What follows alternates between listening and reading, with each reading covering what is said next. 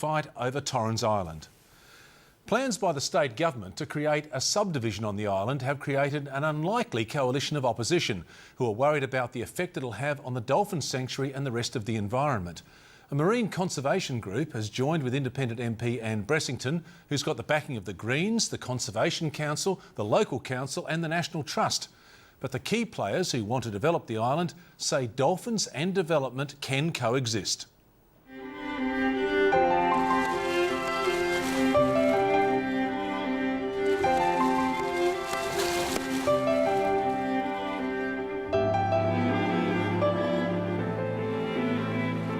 This government boasts clean green image. Torrens Island is hidden away. It's out of eyesight, so out of sight, out of mind. And they honestly believed, I think, that they could just get away with this. The dolphins are still there, despite our best efforts to destroy their environment. I don't think that South Australia is so desperately short of industrial land that we have to start messing with the dolphin sanctuary and the important native vegetation left on Torrens Island.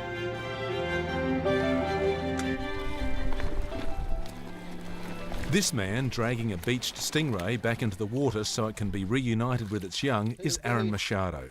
He's someone who knows Torrens Island better than most. He's been based on the island for the last 6 years, running the Australian Marine Wildlife Research and Rescue Organisation. But now, he says, the island itself needs rescuing. The area that you see and that we're walking in is a tidal zone. This is a part of the Adelaide Dolphin Sanctuary. These grey mangrove forests and canopies are used by dolphins and intertidal animals that forage in and amongst this area. And if you remove all of this habitat, then the domino effect further north and south will continue.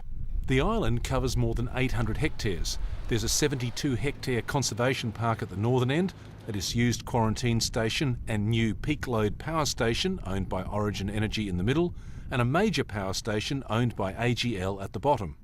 The new subdivision, seen in orange, covers almost 50 hectares or about 6% of the island, and the key players are already staking their claims. Origin Energy wants the land to the south and east around its existing peak load power station in case it needs to build more capacity as the state grows.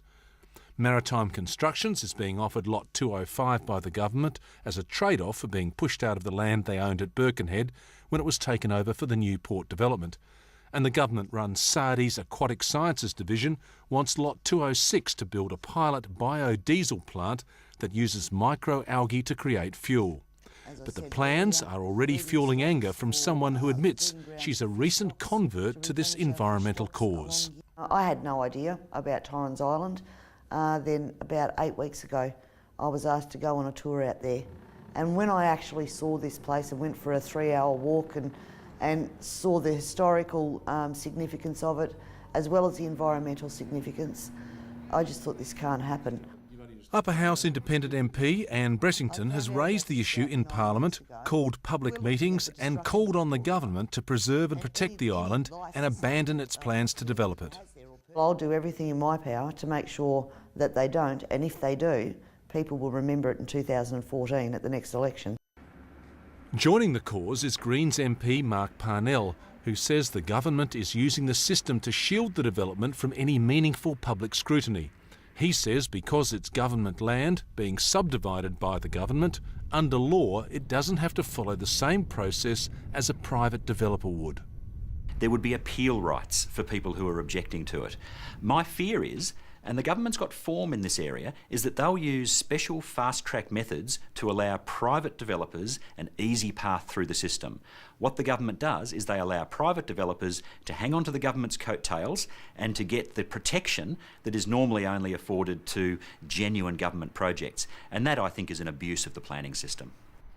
It's a point of view shared by the Mayor of Port Adelaide Enfield, Gary Johansson, who says this is another example of a planning decision that's been taken unilaterally by the state government. We really don't know what's happening at Torrens Island. Now, council is a great watchdog for the community, for the people of the state in particular.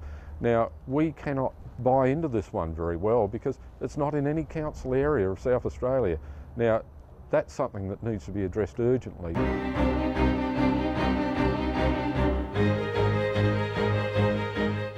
Maritime Constructions is being offered a lot on Torrens Island because it lost its home in the port because of the redevelopment.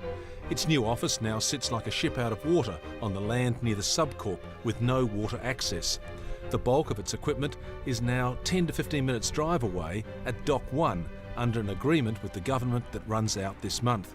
It's now offering at one of the new Torrens Island lots where it will have to clear mangroves to build a wharf, but the local mayor says he has a better solution. On the other side of the river, opposite Torrens Island, there is a big area of wharf that probably hasn't been used for 30 or 40 years. That is on the same side of the river that Maritime Constructions have got their new headquarters since they were forced out of Newport Quays to allow Newport Quays to be built upon. Now, why don't they put Maritime Constructions on that existing wharf?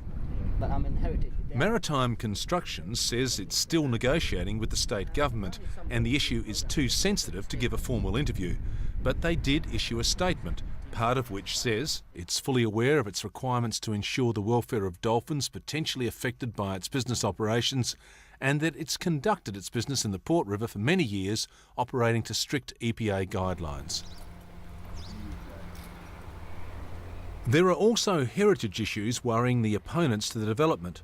At the heart of the subdivision is the old 19th century quarantine station.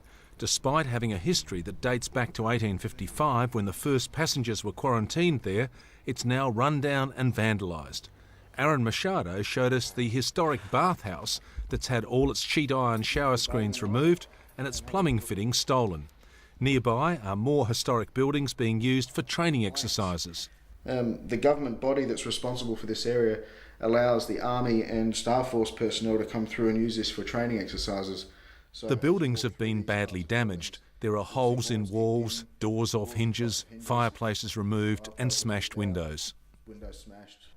Near the abandoned buildings is an abandoned sports field, part of the 17-hectare Lot 206 that will be used by Saudi for its pilot biodiesel plant. It needs more land because it's outgrown its West Beach site. These are the algal production systems, very similar to what we'll be using at Torrens Island. Basically, they're raceways, and you can see the algae circulating in the raceways. The idea of the circulation is to enable good exposure to sunlight. They won't be more than a metre deep because if it's too deep, you don't get good sunlight penetration. The opponents to the development on Torrens Island are particularly concerned about the pilot biodiesel plant planned by Saudi's Aquatic Sciences Division. But its head, Associate Professor Rob Thomas, was more than happy to talk to us about it and show us what it looks like at West Beach, where they're already turning algae, seawater and carbon dioxide into oil. I think people are a bit frightened about nothing, to be quite frank. I mean, the land that we're using is land that was cleared many years ago. It was not only cleared, so there's no native vegetation of any significance on it. It's also been flattened, so the dunes were flattened long ago. Saudi says the oil it produces with microalgae is a non-toxic vegetable oil, and it will only be producing a small amount each year, enough to fill a large rainwater tank. If you're talking about any risk of oils, the main risk actually comes from the fuel that's stored along the Port River and huge tanks for powering cars and trucks and boats.